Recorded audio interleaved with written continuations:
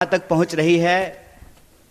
सद्भावना दौर में शामिल हुए हमारे तरुण कार्यकर्ता, नौजवान साथी, शेतकरी मेला में आए हुए तमाम किसान, मजदूर भाइयों और बहनों, इस इलाके के, कोल्हापुर सिटी के, कोल्हापुर जिले के तमाम आदरणीय बुजुर्गों, नौजवान साथियों, माताओं बहनों, मेहनत मजदूरी करके अपने परिवार का भरण पोषण करने वाले तमाम कामगारों को, नौकरी करने वालों को, बिजनेस करके अपने परिवार का पेट भरने वाले आप सभी महाराष्ट्र की महान भूमि के एक एक कार्यकर्ताओं को अपना क्रांतिकारी इस्तकबाल करता हूं, अपना नमन प्रस्तुत करता हूं। दोस्तों, मेरे से पहले तमाम स्पीकर्स ने पूरे मंच को संबोधित किया है और सबसे मज़ेदार बात तो इस रैली की अध्यक्षता कर रहे हमारे अध्यक्ष जी ने कहा कि अध्यक्ष इसलिए बना देते हैं ताकि ज़्यादा भाषण न देना पड़े। तो मैं अनावश्यक जो है, आप तमाम लोग बहुत देर से बैठे हुए हैं। सद्भावना दौर थोड़ी देर से शुरू हुई और तब से लेकर के यह जो सभा हो रही है, इसमें बहुत देर से आप लोग बैठे हुए हैं। तो मैं आपका वक्त अनावश्यक बर्बाद नहीं करना चाहता हूं, लेकिन जब हमारे माथे पर ये कोल्हापुरी फेटा बांधा जा रहा था तो मुझे एक बात याद आ रही थी। हम हमारे नेता आदरणीय राहुल गांधी जी के साथ कन्याकुमारी से कश्मीर की ओर भारत जोड़ो यात्रा में चल रहे थे। बिल्कुल सुबह सुबह की बात है। हिंगोली के पास हमने देखा कि कोल्हापुरी फेटा बांधे हुए हजारों लोग सड़कों के किनारे खड़े हैं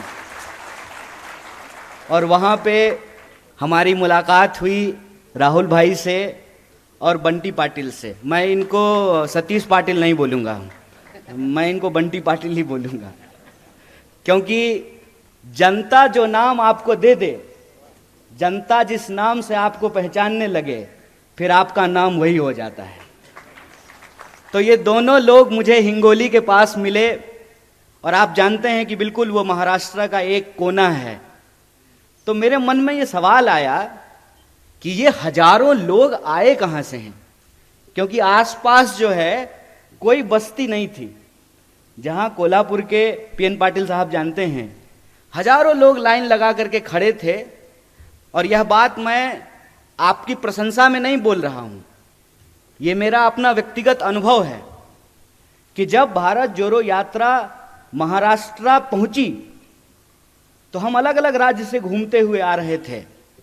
एक बात जो महाराष्ट्र घुसते हुए ही महसूस हुआ एज ए भारत यात्री, कि सचमुच महाराष्ट्र पुनर्जागरण की धरती है। सचमुच महाराष्ट्र वो भूमि है कि जो आज सोचता है पूरा देश उसका अनुसरण करता है। महाराष्ट्र वो भूमि है। इतना अनुशासन, और आप इसी कार्यक्रम को देख लीजिए, सब लोग बड़े आराम से बैठे हुए हैं, इत्मीनान से जो है एक एक स्पीकर को सुन रहे हैं। और यह कार्यक्रम बिल्कुल एक अनुशासन पूर्ण तरीके से चल रहा है। ये महाराष्ट्र की पहचान है, ये संत तुकाराम की पहचान है, ये साहू जी महाराज की पहचान है, ये छत्रपति शिवाजी महाराज की पहचान है, ये डॉक्टर बाबा साहब भीमराव अंबेडकर की पहचान है, ये पहचान फूले की पहचान है। यह जो संतों की भूमि है महाराष्ट्र, यह जो आंदोलनकारियों की भूमि है महाराष्ट्र, यह अपने आप में पूरे देश में एक अलग पहचान देती है आपको। तो उसी अलग पहचान के साथ कोल्हापुरी फेटे बांधे हुए हजारों लोग सड़कों के किनारे खड़े थे। तो मेरे मन में ये कौतूहलता बस सवाल आया कि ये लोग आए कहाँ से हैं। हमारी मुलाकात हुई राहुल भाई से और बंटी पाटिल जी से। इन्होंने कहा कि ये हमारे कोल्हापुर के लोग हैं, ये समता भूमि के लोग हैं, ये साहू जी महाराज की भूमि से चल करके आपकी भारत जोड़ो यात्रा में शामिल होने के लिए आए हैं। थोड़ी दूर हम इनके साथ चले, हमारी बातचीत हुई और उन्होंने हमको कहा कि आप कोल्हापुर आइए। और उसी दिन हमने इनको अपनी जुबान दी थी कि अगली बार जब भी कोल्हापुर बुलाएंगे मैं जरूर आऊंगा।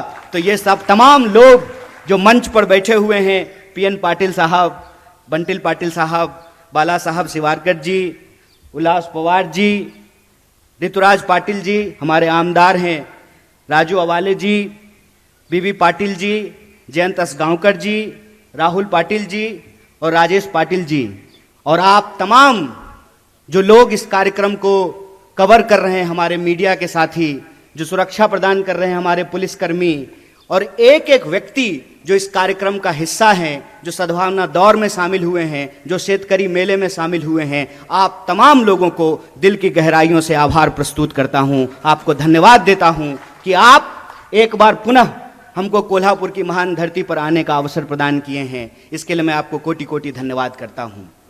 दोस्तों, मेरे लिए बड़े गर्व की बात है कि मैं यहाँ पिछली बार जब आया था तो गोविंद पानसारे जी की याद में एक लेक्चर सीरीज की शुरुआत की गई और बतौर स्पीकर मैं उस लेक्चर सीरीज में शामिल होने के लिए आया था। और आज मैं भारतीय राष्ट्रीय कांग्रेस का सदस्य हूं, भारतीय राष्ट्रीय कांग्रेस का एक आम कार्यकर्ता हूं, भारतीय राष्ट्रीय कांग्रेस का एक साधारण सदस्य होने के नाते यहां पर आपके बीच मौजूद हूं। और ऐसा मुझे महसूस हो रहा है जैसे प्रयागराज में गंगा यमुना सरस्वती मिलकर के संगम का निर्माण करती है, उसी तरीके से आंदोलनकारियों, शेतकरियों और जो भारतीय राष्ट्रीय कांग्रेस के एक एक कार्यकर्ता हैं उनके मिलने से एक संगम का निर्माण हो रहा है। और हमको देश में इस संगम को आगे बढ़ाते हुए परिवर्तन की एक नई दास्तान लिखनी है। और परिवर्तन की वो आवाज अगर हम इस देश में देखना चाहते हैं तो हम राजीव गांधी जी का नाम स्मरण करने से अपने आप को चूक नहीं सकते हैं। जब मैं परिवर्तन की भाषा बोलता हूं तो हमारे लिए यह महज एक औपचारिकता नहीं है। मैं विशेष रूप से धन्यवाद देना चाहता हूं हमारे नेता पीएन पाटिल साहब का कि लगातार 30 साल से वो जो सद्भावना दौर की मसाल है वो मसाल ये हर साल जलाते हैं। हम भारत रत्न पूर्व प्रधानमंत्री राजीव जी को ये याद करते हैं। लेकिन इस याद करने का क्या मतलब है? इस याद करने का यह मतलब है कि हम हर बार यह संकल्प लेते हैं। और आज भी कार्यक्रम की शुरुआत से पहले हम तमाम साथियों ने खड़ा होकर के एक संकल्प लिया है, एक सद्भावना संकल्प लिया है कि अपने शरीर के आखिरी कतरे तक, आखिरी खून पसीने की बूंद तक इस मिट्टी को हमको सुरक्षित करके रखना है, इसको बचा करके रखना है। और जब मैं महाराष्ट्र की महान भूमि में खड़ा होकर के इस बात को कहता हूं तो मेरा अंग अंग रोम रोम पुलकित हो उठता है, क्योंकि ये धरती है समता की, ये धरती है वीरता की, ये धरती है एकता की। तो यह समता, वीरता और एकता की धरती को नमन करते हुए मैं आप तमाम लोगों से 2-4 बातें करना चाहता हूं। क्योंकि कई सारे स्पीकरों ने यह कहा कि तरुण नेता कन्हैया जी आएंगे और मार्गदर्शन करेंगे। मैं बड़ी ईमानदारी से आपको यह बात कह देना चाहता हूं कि महाराष्ट्र आकर के मुझे कम से कम यह आत्मविश्वास तो नहीं है कि मैं पुनर्जागरण की धरती के लोगों का मार्गदर्शन करूं। मैं आपका मार्गदर्शन करने नहीं आया हूं, आपका अनुशासन और आपका मार्गदर्शन प्राप्त करने के लिए आया हूं। यह बात मैं आपको स्पष्ट कर देना चाहता हूं। लेकिन देश की जो परिस्थिति है, जो मौजूदा स्थिति है, उसमें हमारी और आपकी एकता की जरूरत है। थोड़ा सा समता का विचार और थोड़ी सी आपकी वीरता और हमारी और आपकी एकता इस देश में परिवर्तन की नई इबादत लिख सकता है। इसीलिए जो हमारे मन की बात है, वो मन की बात आपके जो मन में है वो बिल्कुल एक सा है। क्योंकि हमारा यह मानना है कि हम देश के किसी भी इलाके में रह रहे हों, चाहे उत्तर में रह रहे हों या दक्षिण में, पूरब में रह रहे हों या पश्चिम में, हमारा पूरा देश आज विभिन्न तरह की समस्याओं से घिरा हुआ है। अगर इन समस्याओं से हम निजात पाना चाहते हैं तो हमारे और आपके बीच में संवाद होना बहुत जरूरी है। और उसी संवाद के सिलसिले में मैं 2-4 बातें आपसे करना चाहता हूं। मैं मार्गदर्शन करने के लिए आपका नहीं आया हूं, आपसे मार्गदर्शन प्राप्त करने के लिए आया हूं।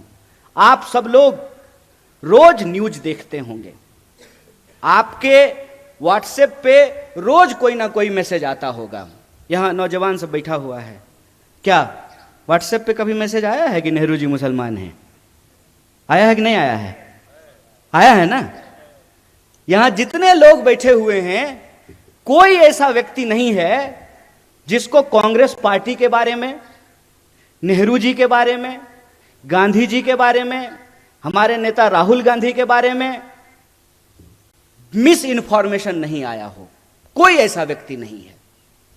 तो मैं यहां इतिहास की एक घटना आपके सामने रखना चाहता हूं। जब लोदियों का शासन था दिल्ली में, तो बाबर तोप लेकर के आया था। तकनीक नई थी और उस नई तकनीक के बदौलत बाबर ने लोदियों को हरा दिया और मुगल राज की स्थापना हो गई।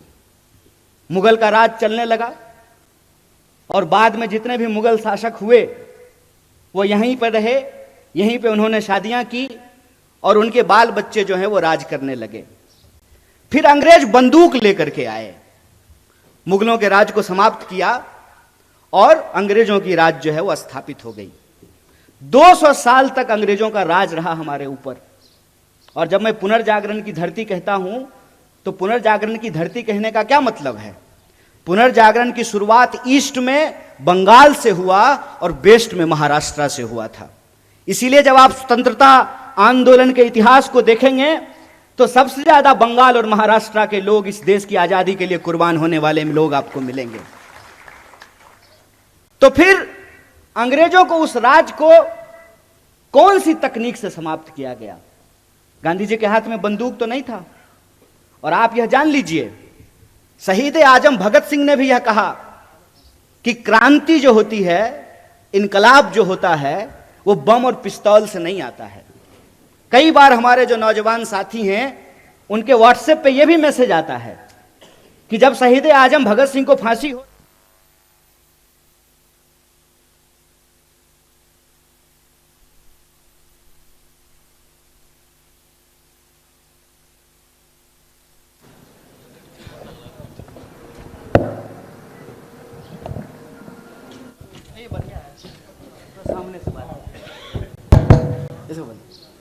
ये अच्छा हो गया। कई बार आप लोगों के सामने ये मैसेज आया होगा कि शहीद आजम भगत सिंह को फांसी हो रही थी और गांधी जी ने कुछ नहीं किया। ये तमाम जो चीज है इसको हमको समझना पड़ेगा। जबकि शहीद आजम भगत सिंह कह रहे हैं कि बम और पिस्तौल इनकलाब नहीं लाता है। बम का दर्शन भगवती चरण बोहरा ने लिखा था, शहीद आजम भगत सिंह ने नहीं लिखा था। तो वह कौन सी ऐसी ताकत थी जो अंग्रेजों के 200 साल के राज को समाप्त किया? उस ताकत का नाम क्या था? उस ताकत का नाम था सत्य। इस बात को याद रखिएगा। और सत्य की ताकत से भारतीय राष्ट्रीय कांग्रेस इस देश के आम लोगों को इकट्ठा करके, चंपारण जब गांधी गए थे तो किसानों का आंदोलन लड़ने के लिए गए थे। महिलाओं को जब इकट्ठा किया पिकेटिंग आंदोलन के लिए, शराबबंदी के लिए, तो महिलाएं आंदोलन कर रही थी, आदिवासी आंदोलन कर रहे थे, दलित आंदोलन कर रहे थे, शेतकरी आंदोलन कर रहे थे, कामगारों का आंदोलन हो रहा था। और तमाम आंदोलनों को इकट्ठा करके महात्मा गांधी ने, जो अंग्रेजों के हाथ में बंदूक थी, बड़े बड़े जंगी जहाज थे, सत्य की ताकत से उसको परास्त कर दिया और 15 अगस्त 1947 को इस देश को आजादी मिल गई। आज यह बात मैं आपके सामने क्यों कह रहा हूं? आज फिर एक तकनीक की ताकत लेकर के कोई आया है जिसका नाम दिया गया है सोशल मीडिया। बताइए, नाम है सोशल मीडिया और काम इसका सबसे ज्यादा अनसोशल है। सबसे ज्यादा अनसोशल है। अनसोशल कैसे है? घर में अगर कोई बर्थडे पार्टी हो रही हो तो देखिएगा कि 4 लोग मोबाइल लेकर के ना ऐसे कोना में मुंह घुमाए रहता है। यह हमको सोशल नहीं बना रहा है, यह हमको अनसोशल बना रहा है। इतिहास नहीं बना रहा है, इतिहास को मिटाने की कोशिश की जा रही है। रोज सुबह सुबह उठिएगा तो यह मैसेज आएगा कि फटाफट 10 लोगों को यह मैसेज भेज दीजिए, मनोकामना पूर्ण हो जाएगी। पलट करके पूछ लीजिए ना, हम कौन सा इंसान हैं, 9वां की 10वां? अगर हम 10वां हैं तो पहले तुम बता दो कि तुम्हारी कौन सी मनोकामना पूर्ण हो गई है। पूछना चाहिए ना। मैं ये कहानी अक्सर लोगों से पूछता हूं, आजाद होने का क्या मतलब होता है? आजाद भारत में हम आजाद नागरिक हैं, आजाद होने का क्या मतलब होता है? आजाद का मतलब होता है अपने ख्यालों से आजाद होना।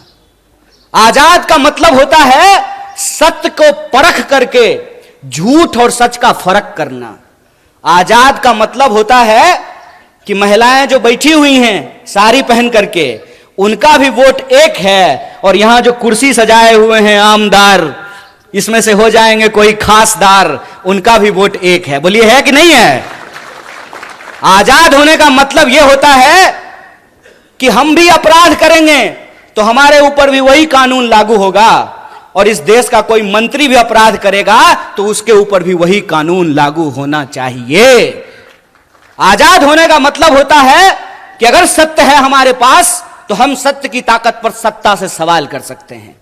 आजाद होने का मतलब होता है खुली हवा में सांस लेना, अपने देश के लिए, समाज के लिए अपने कर्तव्य को पूरा करना, और राज्य और सरकार का यह कर्तव्य है कि वह नागरिक की जरूरतों को पूरा करे। यह होता है आजाद होने का मतलब। हमको पता भी नहीं चल रहा है कैसे धीरे धीरे स्नेह स्नेह हमारी आजादी हमसे छीनने की कोशिश की जा रही है, और हमारी जो सोचने की क्षमता है। ऐसे ही आप पुनर्जागरण की धरती के लोग नहीं हैं।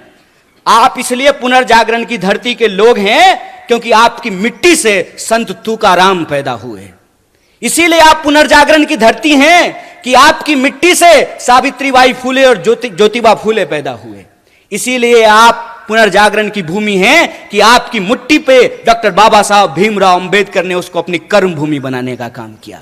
आप इसलिए पुनर्जागरण की भूमि है कि स्वतंत्रता आंदोलन की कोई भी धारा हो, चाहे क्रांतिकारी धारा हो या उदारवादी धारा हो, तमाम तरह के सपूतों को आपकी मिट्टी ने पैदा किया है। आप इसलिए पुनर्जागरण की धरती हैं क्योंकि आपके यहां क्रांतिकारी कवि अन्ना भाऊ साठे पैदा हुए हैं। यह जो इतिहास है आपका, छत्रपति शिवाजी महाराज से लेकर के साहू जी महाराज तक, यह इतिहास आपका स्वर्णिम इतिहास है। लेकिन आज आप देखिए कि इस मिट्टी के जो लोग हैं उनको कैसे मूर्ख बनाया जा रहा है। एक सवाल हम यहां खड़ा होकर के पूछें, हमारे एनसीपी के जिला अध्यक्ष हैं यहां पे, हम आपको यह नहीं बोलेंगे कि आप पवार वाले एनसीपी हैं, हम आपको यही कहेंगे कि आप सच्चा एनसीपी हैं, वो खरीदा हुआ एनसीपी है। आप सच्चा एनसीपी हैं और वो भाजपा का जो इलेक्शन डिपार्टमेंट है ना, इलेक्शन डिपार्टमेंट ईडी, पूरी सरकार ही चल रही है ईडी और सीडी पे। या तो ईडी भेजते हैं या सीडी भेजते हैं। तो जिसका ईडी और सीडी नहीं है वो सच्चा है, जिसका ईडी और सीडी है वो झूठा है, वो झूठ के साथ जाकर के खड़ा है। और मैं ये सवाल आपसे पूछता हूं, इसका जवाब आपको अपने आप मिल जाएगा, क्योंकि मैं महसूस करता हूं और मैं ऋणी हूं। मैं ऋणी हूं महात्मा गांधी का, मैं ऋणी हूं पंडित जवाहरलाल नेहरू का, मैं ऋणी हूं डॉक्टर बाबा साहब भीमराव अंबेडकर का, मैं ऋणी हूं सरदार वल्लभ भाई पटेल का, सुभाष चंद्र बोस का, सरोजिनी नायडू का। मैं ऋणी हूं उनका कि वो अंग्रेजों से लड़ करके हमको आजादी दिलाए। मैं ऋणी हूं लाल बहादुर शास्त्री का, मैं ऋणी हूं इंदिरा गांधी का, राजीव गांधी का, कि जो आजादी हमारे पुरखों ने हमको दिलाई, जो आजादी हमको हमारे संविधान ने दिया, उस आजादी को ये लोग बचा करके रखे। इसीलिए तो एक साधारण नौजवान जिसकी मां आंगनवाड़ी में काम करती है, वो आप तमाम लोगों के सामने माइक लेकर के इन तमाम नेताओं के सामने खड़ा होकर के भाषण दे रहा है। यह संविधान की ताकत है, यह उस आजादी के आंदोलन का इतिहास है कि आज हम आजाद देश में सांस ले पा रहे हैं। लेकिन कैसे यह आजादी हमसे छीनी जा रही है, इस बात को हमको समझना पड़ेगा। कैसे नए तकनीक का, इंटरनेट का और सोशल मीडिया का सहारा लेकर के झूठ परोसा जा रहा है और सत्य को झुठलाने की कोशिश की जा रही है, इस बात को हमको समझना पड़ेगा। यह इतिहास नहीं बना सकते हैं। आपको मालूम है देश के जो पंत प्रधान हैं, जिनको हिंदी में हम लोग प्रधानमंत्री कहते हैं, वो इतिहास में फेल हो गए थे। मैं मजाक नहीं कर रहा हूं, मैं झूठ नहीं बोलता हूं, क्योंकि मैं भाजपा में नहीं हूं, मैं सच बोल रहा हूं। वो इतिहास में फेल हो गए थे। और डॉक्टर बाबा साहब भीमराव अंबेडकर ने एक बड़ी मजेदार बात कही है। उन्होंने कहा है कि जो पीढ़ी अपना इतिहास भुला देती है, इतिहास भी उसको भुला देता है। इसीलिए ये इतिहास जब बना नहीं सकते हैं तो इतिहास को मिटाने की कोशिश कर रहे हैं। जो अपना मकान बना नहीं सकते, दूसरे की मकान पे अपना नाम लिख करके कहते हैं कि हमने इतिहास बनाया है। अरे साहब, आपने तो इंसान को इंसान नहीं बनाया है, आप इतिहास क्या बनाएंगे? झूठ के सहारे ये एक इमारत खड़ी करने की कोशिश कर रहे हैं। झूठ का सहारा लेकर के ये इतिहास को पलटने की कोशिश कर रहे हैं। क्यों? क्योंकि इनका इतिहास खराब है, क्योंकि इनका इतिहास इस देश के साथ गद्दारी करने का इतिहास है। इनका इतिहास इस देश के लोग जब अंग्रेजों के खिलाफ लड़ रहे थे तो उनके साथ चाय पर बैठ करके चर्चा करने का इतिहास है। इनका इतिहास अंग्रेजों की जासूसी करने का इतिहास है। मैं जितने संतों का नाम ले रहा हूं, जितने वीरों का नाम ले रहा हूं, जितनी वीरांगनाओं का नाम ले रहा हूं, बताइए एक का भी संबंध भारतीय जनता पार्टी से है क्या?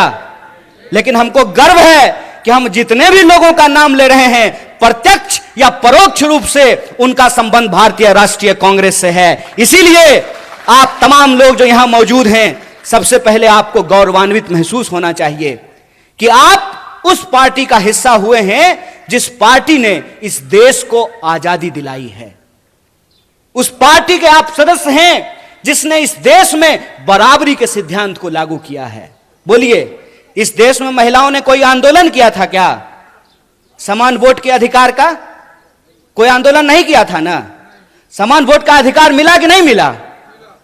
लोग जो हेलीकॉप्टर से उड़ते हैं उनका भी वोट एक, और जो साइकिल पे चलता भी उसका भी वोट एक है कि नहीं है? अगर वोट का अधिकार नहीं होता तो आपको लगता है कि 5 साल में चुनाव के बाद हेलीकॉप्टर लेकर के कोल्हापुर सिटी की गलियों में नेताजी हाथ जोड़ करके आपके सामने खड़े होते? बिल्कुल नहीं खड़े होते। तो जो अधिकार हमको मिला है, वो अधिकार हमसे छीना क्यों जा रहा है? छीना इसलिए जा रहा है कि पहचान के नाम पर, जात और धर्म के नाम पर, ये आज की तारीख में हमको जो अधिकार दिए गए हैं उसको एक एक करके छीन रहे हैं। कैसे छीन रहे हैं? मैं कुछ उदाहरणों से इसको आपके सामने रख देता हूं। आपने देखा होगा कि लोग झांकी निकालते हैं, मोटरसाइकिल लेके जाते हैं, तलवार लहराते हैं और एक दूसरे के खिलाफ गंदी और गाली भरी भाषाओं का इस्तेमाल करते हैं। मैं आप सबसे एक सवाल पूछना चाहता हूं, खास करके अपने नौजवान दोस्तों से। उसमें एक भी मंत्री का बच्चा रहता है? एक भी प्रधानमंत्री का बच्चा नहीं ना? पता है वो कहां रहता है?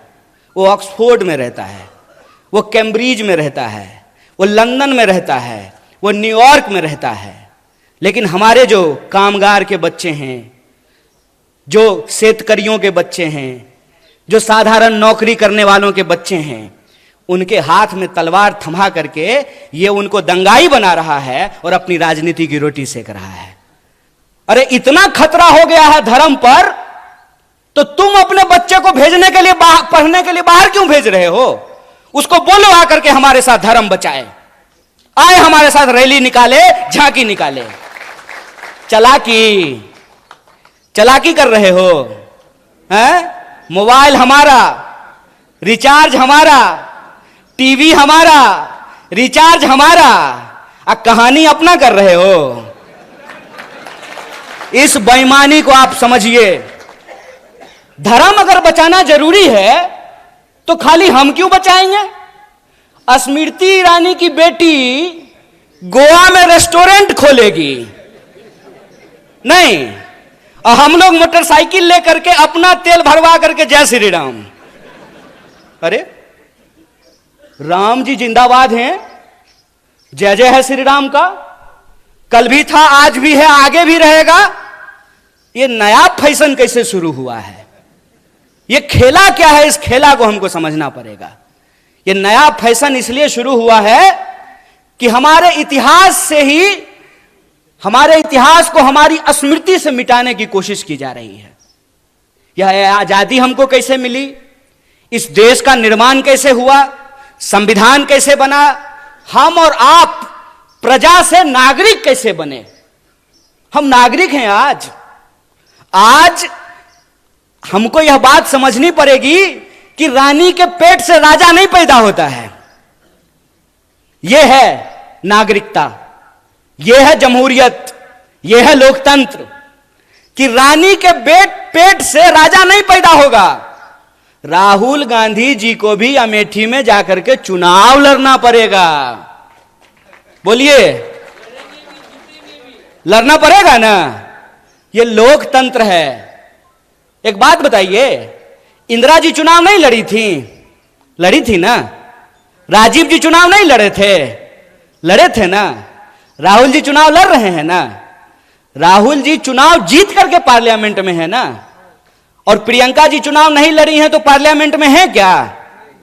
तो यह परिवारवाद की नई कहानी हमको सुना रही है। तो आप सब अपने मन में विचार कीजिए।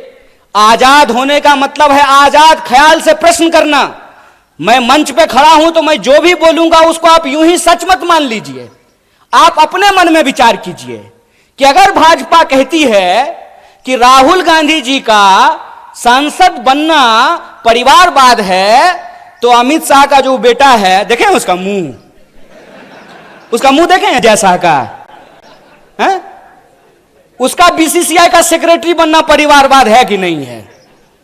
और ज्योतिरादित्य सिंधिया जब यूपीए में मंत्री थे, उनके पिताजी भी मंत्री थे, माधवराव सिंधिया। तो जब तक वो कांग्रेस में थे तब तक परिवारवाद था। और जो ही मोदी जी के बगल में जाकर के बैठ गए हैं तो ताली बजा रहे हैं। आहा, उनकी सूरत देख रहे हैं।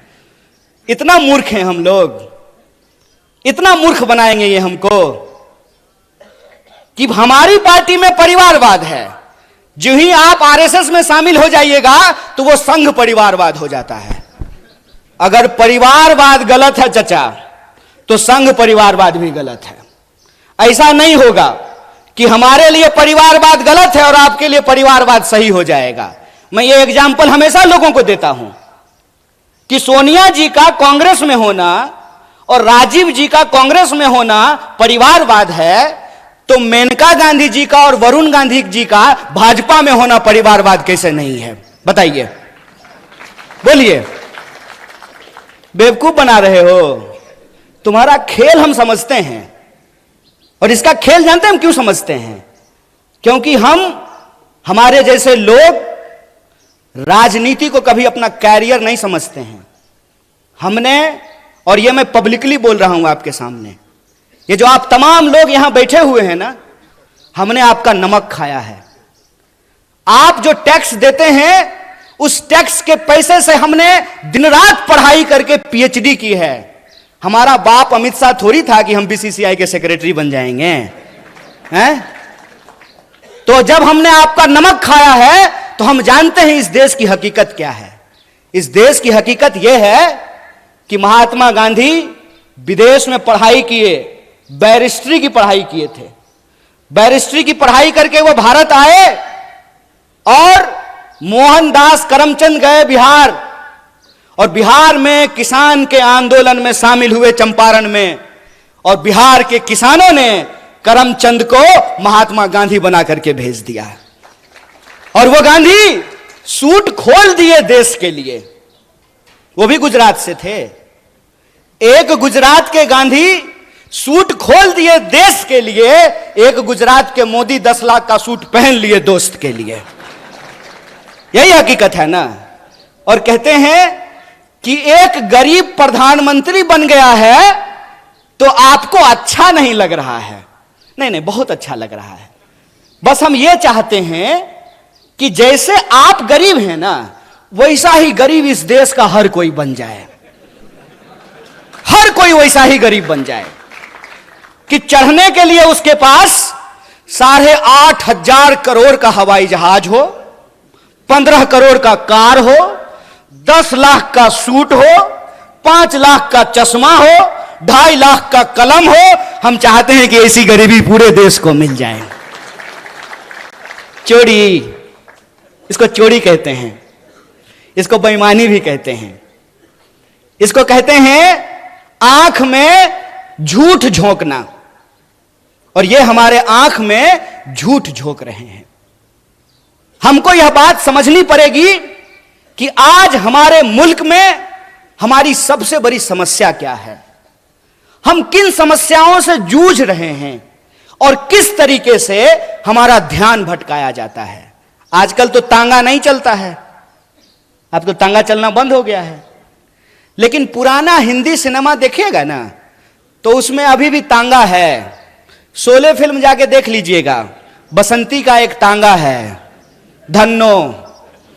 तो धन्नो के आंख पे एक चश्मा होता है ताकि धन्नो इधर उधर ना देखे, धन्नो सीधा चले, चाबुक खाए और दौड़े। ये हमारे साथ वही व्यवहार कर रहे हैं। हमसे टैक्स लेते हैं, टैक्स के पैसे से अपने दोस्त का कर्जा माफ करते हैं। हम खून पसीने की कमाई राष्ट्रीय बैंकों में जमा करते हैं। किसान अगर ट्रैक्टर का लोन ना चुकता करे तो किसान के ऊपर ट्रैक्टर चढ़ा देते हैं। लेकिन 12 लाख करोड़, कितना था बंटी भाई, 12 लाख करोड़ अपने दोस्तों का कर्जा माफ कर देते हैं। कहते हैं कि इस देश में शिक्षा देने के लिए पैसा नहीं है, लगातार एजुकेशन के बजट को कम किया जाता है। लेकिन आपको मालूम है नेताजी सब रहने के लिए, और अभी बंटी भाई और पीएन पाटिल भाई आपस में बात कर रहे थे कि जो बढ़िया हिंदी बोलेगा वो दिल्ली जाएगा। जो भी जाए, जिसको भी आप भेजिए, लेकिन जब आप दिल्ली जाइएगा ना तो 20,000 करोड़ का महल बना है आप लोगों के लिए। कितना? 20,000 करोड़। हाय रे चोरी, अस्पताल बनाने के लिए पैसा नहीं है। रोड अगर बनाता है तो रोड बनने से पहले ही गडकरी जी टैक्स लेना शुरू कर देते हैं। टोल टैक्स लेते हैं कि नहीं लेते हैं? रोड हमने, अच्छा इसको एक खेल समझ लीजिए। कार जब आप खरीदिएगा, हमारे पत्रकार लोग यहां बैठे हुए हैं, आपको तो कम से कम कार होगा ही है। देश की इकोनॉमी 3 ट्रिलियन है, महाराष्ट्र की इकोनॉमी 1 ट्रिलियन है, तो कम से कम महाराष्ट्र के पत्रकारों तो कार जरूर होगा। तो कार जब आप खरीदते हैं तो रोड टैक्स लेता है कि नहीं लेता है? तो एक बार जब कार खरीदेंगे तब रोड टैक्स लेगा, और फिर जितनी बार कार लेकर के रोड पे जाएंगे तो टोल टैक्स लेगा। बोलिए सही है कि गलत है? बोलिए, डरिए मत। कैमरा उधर घुमा दीजिए। बोलिए सही है कि गलत है? गलत है ना?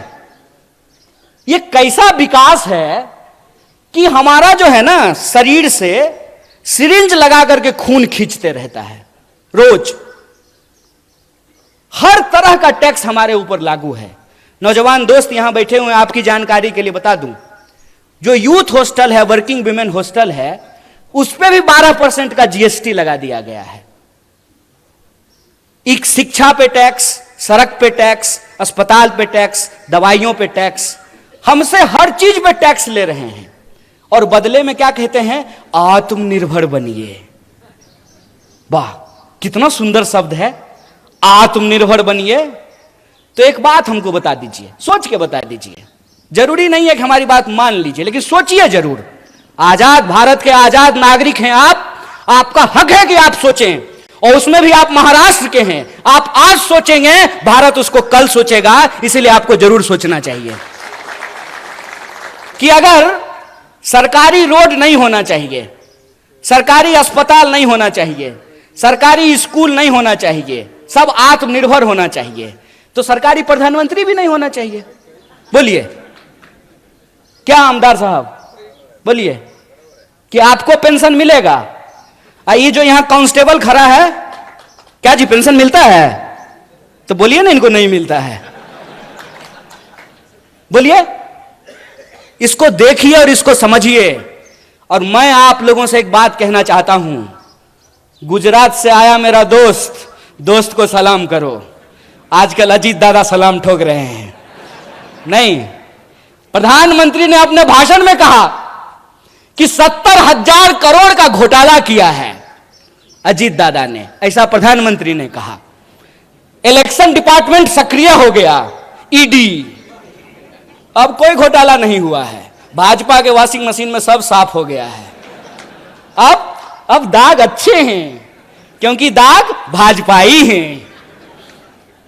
इस खेल को आप समझिए कि कुछ भी सरकारी नहीं होगा तो सरकारी संसद किस लिए होगा 20,000 करोड़ का? सरकारी प्रधानमंत्री किस लिए होगा? इस देश के नागरिकों को यह समझना पड़ेगा कि इस देश में कितनी बड़ी लूट चल रही है। अंबानी का एक दिन का जो इनकम है, एक दिन का बोल रहे हैं, एक दिन का, उसमें एक दिन के इनकम में 75 लाख, कितना? 75 लाख मनरेगा के मजदूरों को वेतन दिया जा सकता है। यह खेल हम नहीं समझेंगे। देश की आजादी को 75 साल हो गए हैं, 77वां स्वतंत्रता दिवस मनाया जा रहा है।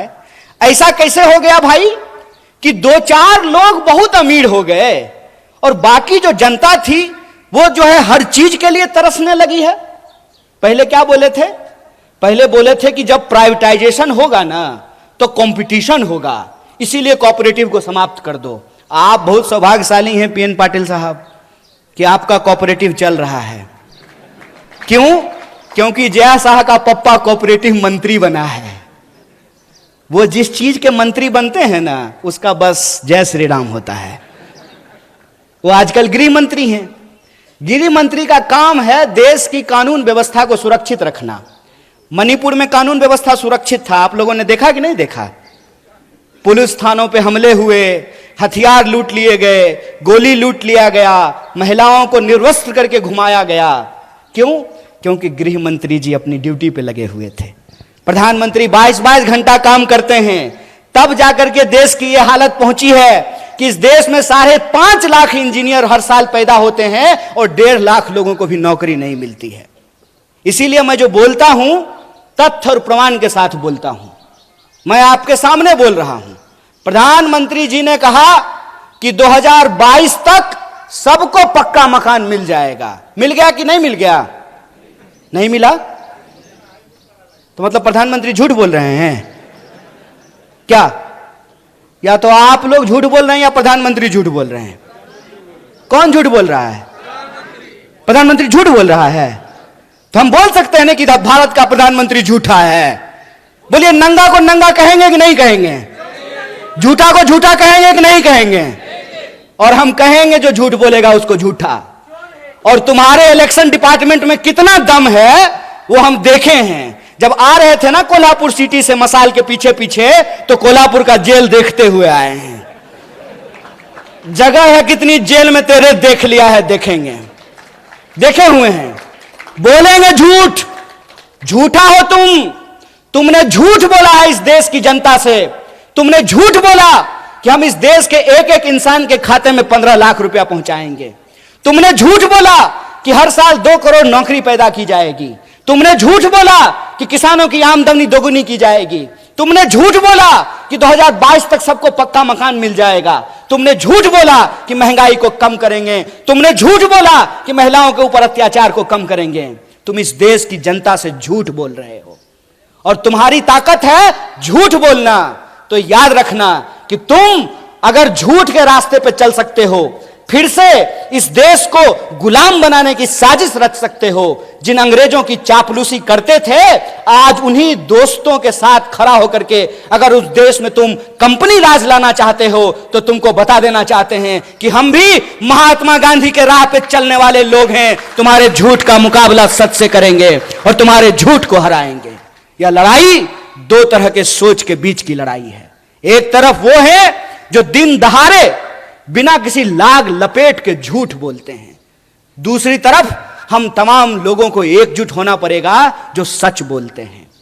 पहली लड़ाई है झूठ और सच की, दूसरी लड़ाई है डर और साहस की। बताइए, शहीद आजम भगत सिंह 23 साल की उम्र में हंसते हंसते फांसी के फंदे पे झूल गया। झूल गया कि नहीं झूल गया? बटुकेश्वर दत्त, सुखदेव, राजगुरु, चंद्रशेखर आजाद झूल गए कि नहीं झूल गए?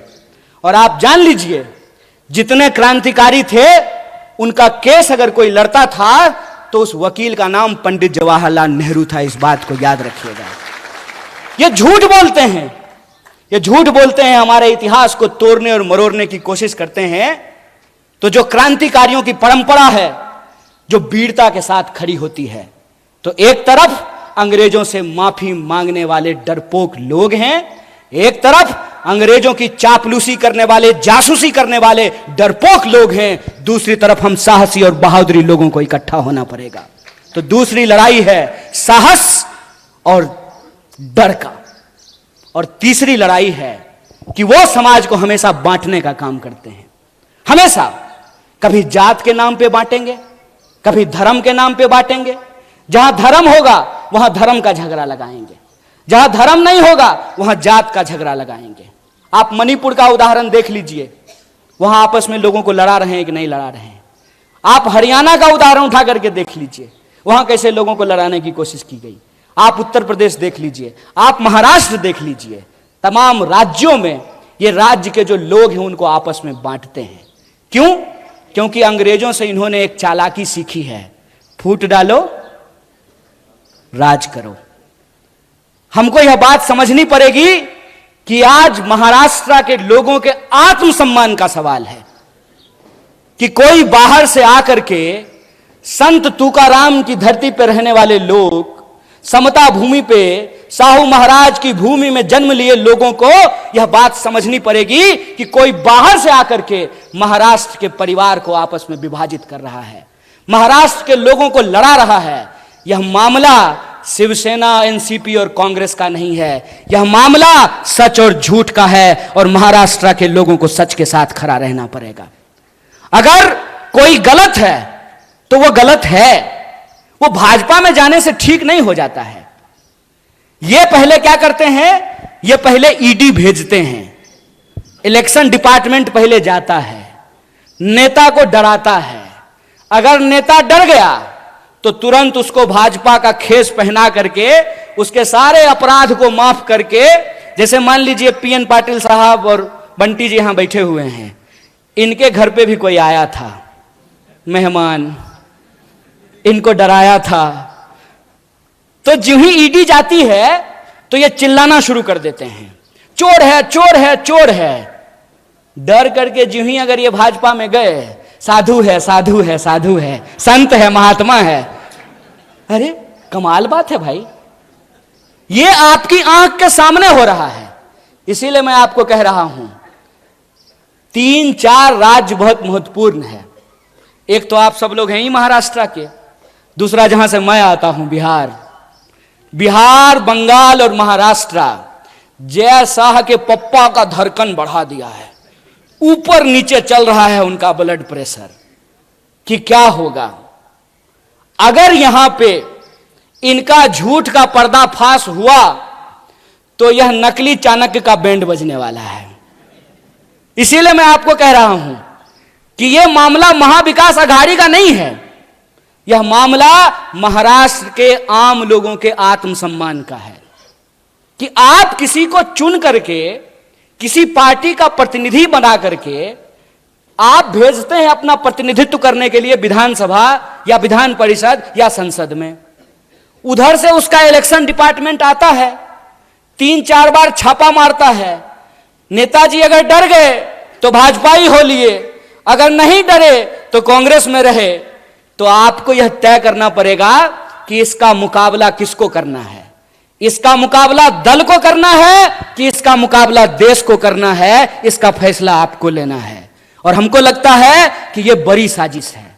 यह बड़ी साजिश इसलिए है कि इस देश में विपक्ष को इसलिए खत्म कर देना चाहते हैं ताकि देश के नाम पे जो इनके दोस्त की लूट है उस पर कोई सवाल ना खड़ा कर सके। आप सब में से बहुत सारे लोग यहां जो बैठे हुए हैं, मुझे मालूम है कि आपको व्हाट्सएप पे मेरे लिए भी मैसेज आया होगा। जानते हैं हमको क्या बोलते हैं? टुकड़े टुकड़े गैंग। जब ये बोलते हैं तो खुद ये नहीं सोचते हैं कि ये अपने ही गृह मंत्री को निकम्मा बोल रहे हैं।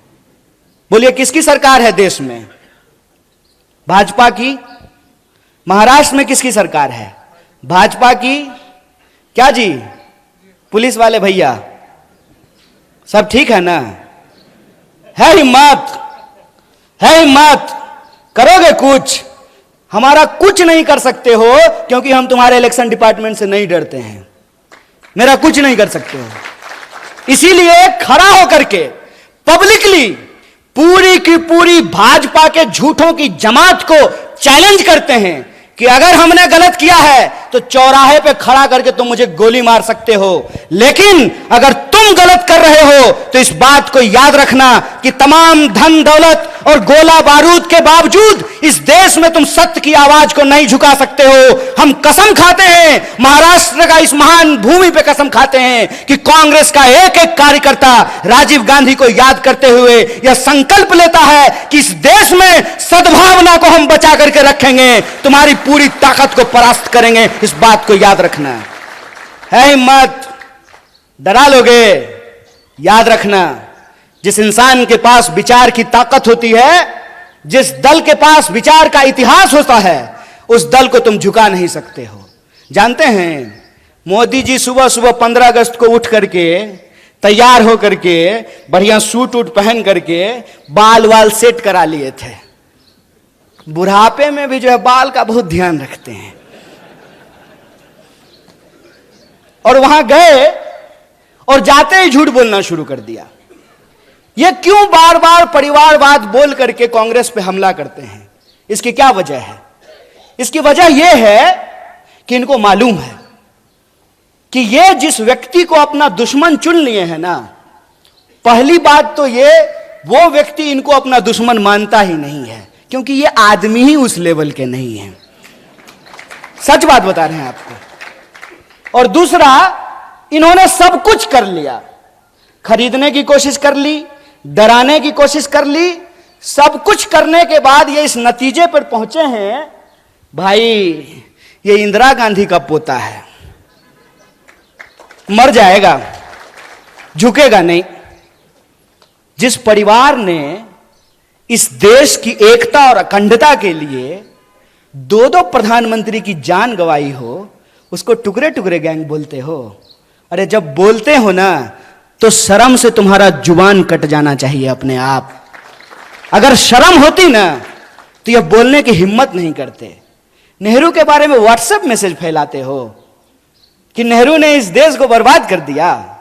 अगर नेहरू नहीं होते ना, एक इंसान को एक इंसान के वोट का अधिकार नहीं मिला होता ना, तो आपको लगता है मोदी जिस गर्व से कहते हैं कि मेरी मां बर्तन मांजती थी, तो बर्तन मांजने वाली का बेटा देश का प्रधानमंत्री बन पाता? संभव था ये? अगर कांग्रेस 70 साल तक इस देश की जमहूरियत को बचा करके नहीं रखती, तो जयशाह का बाप तरीपार होने के बाद देश का गृह मंत्री बन पाता? खेला कर रहे हो। यह सच्चाई आज न कल इंसान के सामने आएगी, क्योंकि सच और झूठ में एक फर्क होता है। झूठ को चाहे आप कितनी बार भी बोल लीजिए, लेकिन वो सच को नहीं दबा सकता है। और सच की ताकत यह होती है कि आप उसको जितना दबाने की कोशिश कीजिएगा, अपने आप उठ करके वो सामने खड़ा हो जाता है। और आप देखिए कि जब राहुल जी कन्याकुमारी से भारत जोड़ो का संकल्प लेकर के चलना शुरू किए, तो भाजपा के नेताओं की धड़कन बढ़ने लगी और कहना शुरू करते हैं कि अरे भाई मान गए, ये आदमी तो पप्पू नहीं है। खुद ही बोलना शुरू कर दिए। क्यों? क्योंकि इन्होंने हजारों करोड़ खर्च किया उस इंसान को बदनाम करने के लिए। हजारों करोड़ खर्च किया उस इंसान को पप्पू साबित करने में, और उसने कुछ नहीं किया। उसका जो नाम है ना, राहुल और गांधी, राहुल को उन्होंने भुला दिया और गांधी को अपना करके चलना शुरू कर दिया है। और इस कदम वो बढ़ाते गए, कारवां बढ़ता गया, लोग जुड़ते गए। और आप तमाम जो कोल्हापुर के लोग हैं, आप जानते हैं कि 700 किलोमीटर यहां से चल करके हिंगोली में आप लोग भारत जोड़ो यात्रा का साक्षात जो है दर्शन किए हैं, उसमें शामिल हुए हैं। सच की एक ताकत होती है कि सच को आप नहीं छुपा सकते हैं। और सच यह है कि कांग्रेस पार्टी का मतलब, भारतीय राष्ट्रीय कांग्रेस का मतलब है सत्य। भारतीय राष्ट्रीय कांग्रेस का मतलब है साहस, भारतीय राष्ट्रीय कांग्रेस का मतलब है एकता। यह जो तीन चीज है, सत्य, साहस और एकता, यह हमारी पहचान है। झूठ, नफरत और विभाजन, यह उनकी पहचान है। इस बात को हमको समझना पड़ेगा। यह लड़ाई इस मुल्क में दो सोच की लड़ाई है। आपको तय करना है कि आप सच के साथ खड़े हैं कि झूठ के साथ खड़े हैं। बताइए, समता भूमि के तमाम नागरिकों से मैं यह सवाल पूछना चाहता हूं कि आप सत्य के साथ खड़े हैं? नहीं, सत्य की आवाज थोड़ी और बुलंद होती है। सत्य के साथ खड़े हैं ना? अगर आप सत्य के साथ खड़े हैं तो यह जो नकली चाणक्य है ना, नकली चाणक्य को पहचानते हैं कि नहीं? अरे वही फादर ऑफ जयशाह, वो अपने आप को जो है चाणक्य कहते हैं। वो चाणक्य जो है ना, सूटकेस लेकर के घूमते रह जाएंगे। मुझे पूरा भरोसा है कि महाराष्ट्र के लोग इनके झूठ को धूल चटाएंगे, इनको जरूर हराएंगे। इस बात का हमको भरोसा है। और इस बार ये देखना ही नहीं है, इस बार यह नहीं देखना है कि किसका फेटा कैसा है, किसका कुर्ता कैसा है, किसका जो है सिंबल कैसा है। सिर्फ एक बात देखना है कि जो झूठ बोल रहा है, जो आपको डरा रहा है और जो नफरत फैला रहा है, वो भाजपाई है। जो सच बोल रहा है, जो लोगों की एकता की बात कर रहा है, क्योंकि एकता की बात गांधी करते थे। गांधी क्या कहते थे? गांधी कहते थे, रघुपति राघव राजा राम, पतित पावन सीताराम, ईश्वर अल्लाह तेरो नाम, सबको सन्मति दे भगवान। और यह जो सबको सन्मति का जो भाव है, वो सबको सन्मति का भाव सिर्फ गांधी का भाव नहीं है। वही भाव साहू जी महाराज का भाव है, वही भाव संत तुकाराम का भाव है, वही भाव डॉक्टर बाबा साहब भीमराव अंबेडकर का भाव है, वही भाव फूले का भाव है, वही भाव इस देश में नानक का भाव है, कबीर का भाव है। इस देश के भीतर जो त्याग और तपस्या का भाव है, वह भाव है सबको साथ लेकर चलने का भाव। और सबको साथ लेकर चलने की जो भावना है, कोल्हापुर के एक एक नागरिकों को इसके बारे में मालूम है, क्योंकि साहू जी महाराज ने किसी एक जाति के लिए नहीं बल्कि सभी जातियों के लिए छात्रावास का निर्माण कराया था। तो यह जो सबको साथ लेकर चलने का भाव है, यह जो एकता का भाव है, इस भाव को हमको बचाना है। जो प्रेम का भाव है उसको हमको बचाना है। जो सत्य के प्रति हमारी निष्ठा है उसको हमको बचाना है। और यह हमको इसलिए बचाना है कि जो पुरखों ने मिट्टी हमारे हाथ में सौंपी है, जो पुरखों ने संविधान हमारे हाथ में सौंपा है, जो पुरखों ने जमहूरियत और लोकतंत्र हमारे हाथ में सौंपा है, इसको हमको अपनी आने वाली पीढ़ी के लिए सुरक्षित रखना है, ताकि जब हम इस जमहूरियत को बचाएं तो कल को उस जमहूरियत को का इतिहास पढ़ने वाले यह लोग समझ सकें, पढ़ सकें कि देश की आजादी तो 47 में मिल गई, लेकिन उस आजादी को बचाए रखने का आंदोलन भी कांग्रेस पार्टी, भारतीय राष्ट्रीय कांग्रेस के नेतृत्व में चलाया गया। इस आजादी को हमको बचाना है। और जनता के जो मूल सवाल हैं, उनकी कोशिश रहेगी कि वो इधर उधर की बात करेंगे, उनकी कोशिश रहेगी कि इतिहास का झूठ आपके सामने ला करके परोसेंगे, उनकी कोशिश रहेगी कि आपको डराने का कोशिश करेंगे। डर का मैसेज आता है कि नहीं आता है? डर का मैसेज आता होगा कि अब्दुल को 11 भाई बहन है। यह मैसेज आता है कि नहीं आता है? कल को अगर मुसलमान ज्यादा हो गए तो यहां संविधान समाप्त हो जाएगा और शरिया कानून लागू हो जाएगा। ऐसा मैसेज व्हाट्सएप पे आता है कि नहीं आता है? आता है ना? यह डर क्यों फैलाया जाता है? यह डर इसलिए फैलाया जाता है ताकि आप यह ना सोच सकें कि अंबानी की एक दिन की आमदनी में 75 लाख मनरेगा मजदूरों को वेतन दिया जा सकता है, ताकि आप यह ना सोच सकें कि अदानी के सेल कंपनी में 20,000 करोड़ किसके हैं, ताकि आप यह ना सोच सकें कि देश का 99% ठेका एक परिवार को दिया जा रहा है, ताकि आप यह ना सोच सकें कि परिवारवाद इधर गलत है और परिवारवाद उधर सही हो जाता है। अजीत दादा पवार जब महाविकास अघाड़ी में थे तो 75,000 करोड़ का घोटाला करने का आरोप प्रधानमंत्री ने लगाया। जो ही भाजपा में जाकर के शामिल हो गए तो इलेक्शन डिपार्टमेंट लगता है नींद की गोली लेकर के सो गया है, या हो सकता है अजीत दादा के घर का रास्ता भूल गया हो, उसको एड्रेस नहीं मालूम हो। ये जो खेल चल रहा है, इस खेल को हमको समझना पड़ेगा। वो हमको जाति और धर्म में उलझा करके हमारा वोट ले रहे हैं और जब उनको गद्दी मिल रहे हैं तो अपने बच्चे को पढ़ने के लिए बिलात भेज रहे हैं और हमारे बच्चों को दंगाई बना रहे हैं। यह सवाल हमारे सामने गंभीर है और इस गंभीरता को हमको समझना पड़ेगा। और जो सद्भावना का संकल्प हमने राजीव जी को याद करते हुए खाई है, उस संकल्प को, उस कसम को हमको पूरा करना पड़ेगा। हम इंतजार नहीं करेंगे। अगर कोई इंसान किसी व्हाट्सएप ग्रुप में झूठ बोल रहा हो, उस झूठ का हमको मुकाबला करना पड़ेगा। किसी चाय की दुकान पे कोई नफरत फैला रहा हो, उस नफरत का हमको मुकाबला करना पड़ेगा। हमारे मोहल्ले में कोई अगर झगड़ा लगाने की कोशिश कर रही हो, उस झगड़े के खिलाफ हमको खड़ा होना पड़ेगा।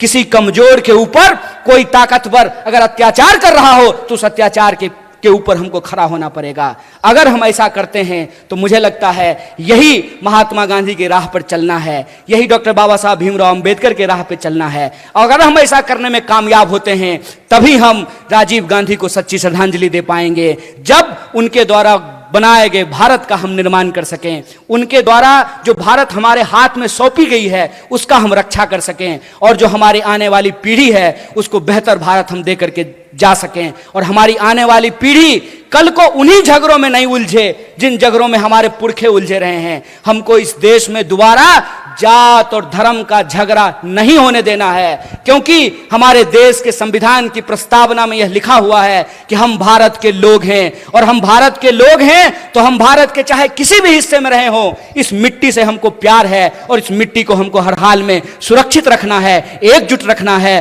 और अपने आने वाली पीढ़ी को एक बेहतर देश और एक बेहतर समाज दे करके जाना है। इसी संकल्प के साथ एक बार पुनः पूरे मंच को आभार व्यक्त करते हुए, और आप इतनी देर तक हमारी वाणी को सुने, हमारी बात को सुने, आपको आभार व्यक्त करते हुए अपनी बात को खत्म करूंगा। शुक्रिया। इनकलाब जिंदाबाद। जय हिंद, जय महाराष्ट्र।